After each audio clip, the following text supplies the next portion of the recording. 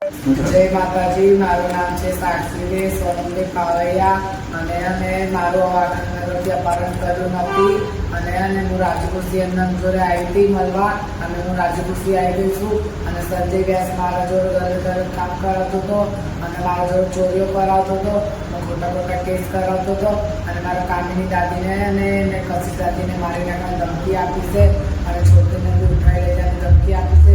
મને સરકારથી એટલું છે વિનંતી કે મને ન્યાય આપવાનું, બીજું કંઈ નહીં. જય માતાજી.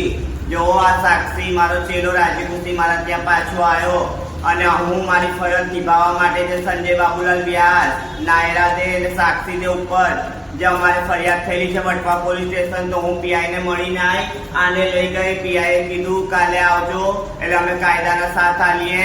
તો હું સરકારને વિનંતી કરું કે અમને ન્યાય આલો, કેમ કે એના લીધે અમે આ મારા નાના નાના પાવૈયાઓ નહીં કરવાનું કામ કરે છે ને એ કરાવે છે. જય માતાજી. અમારો બાળક